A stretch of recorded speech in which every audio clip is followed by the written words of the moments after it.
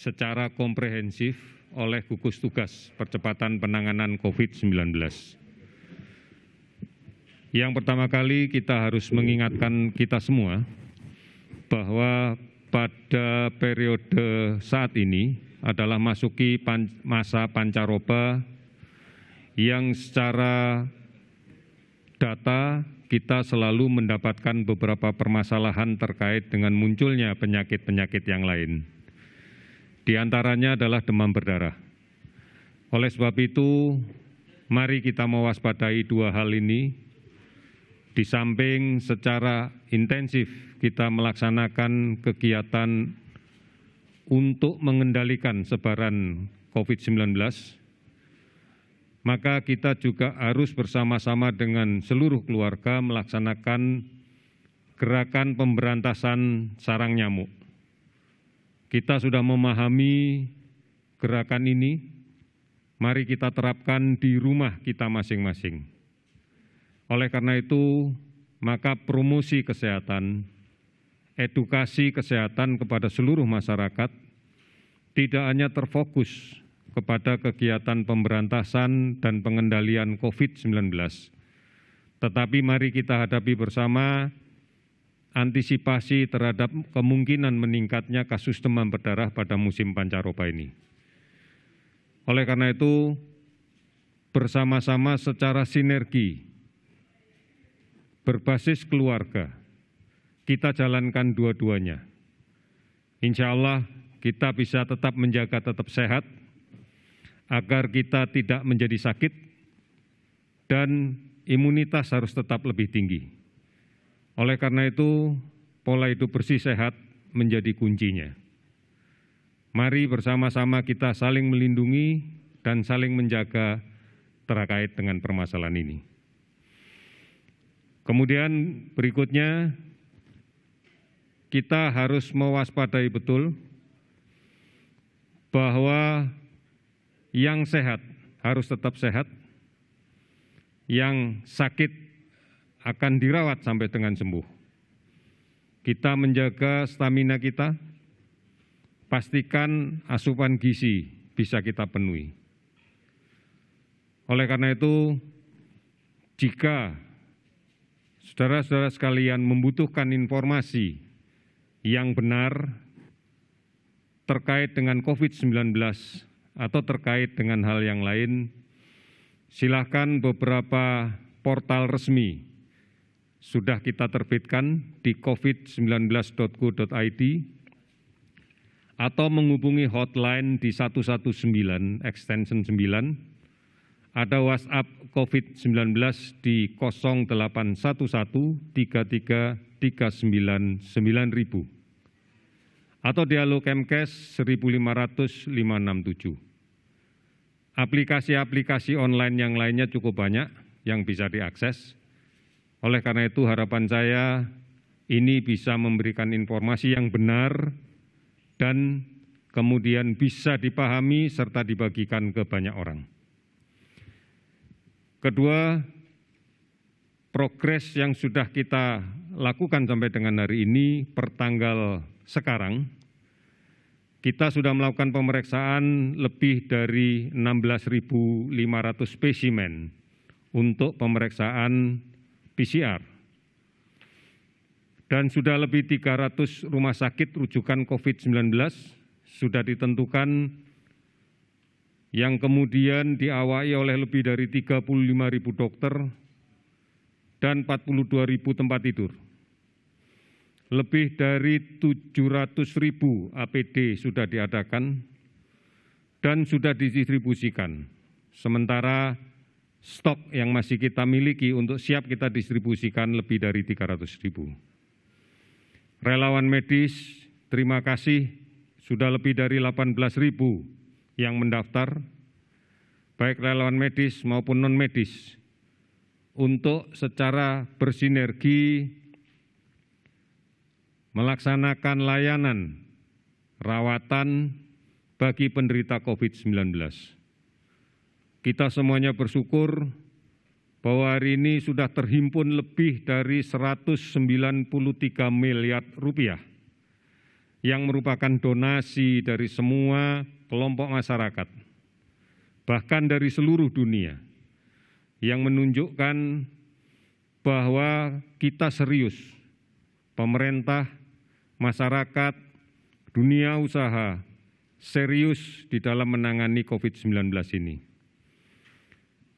Jejaring pengamanan sosial pun telah disiapkan oleh pemerintah.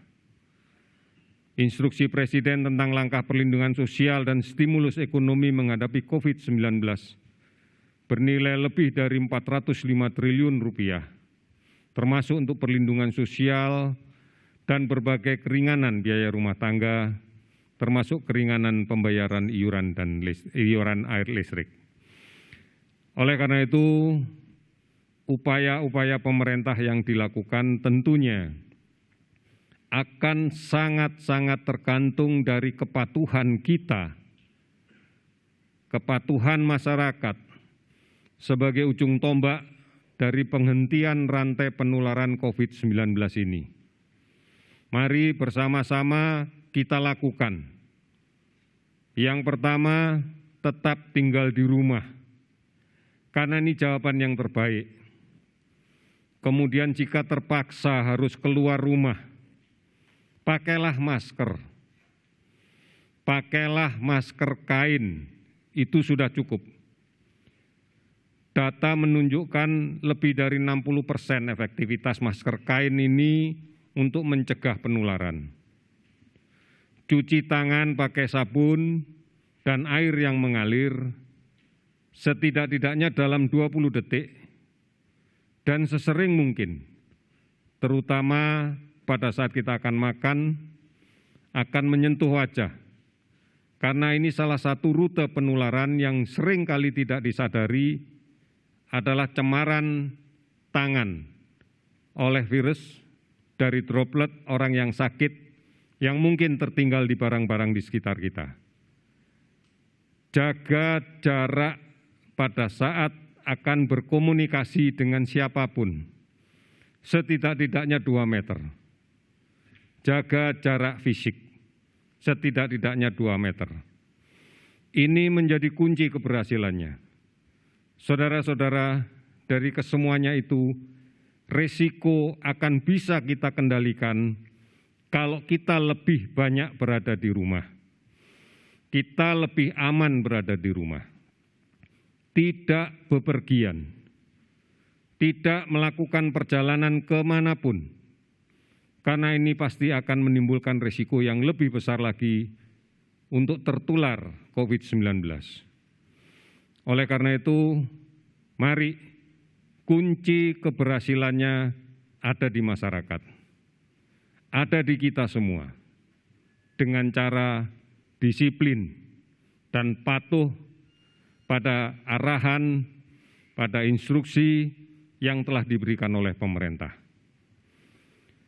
Berikutnya akan saya sampaikan update data kasus yang kita catat sampai dengan hari ini.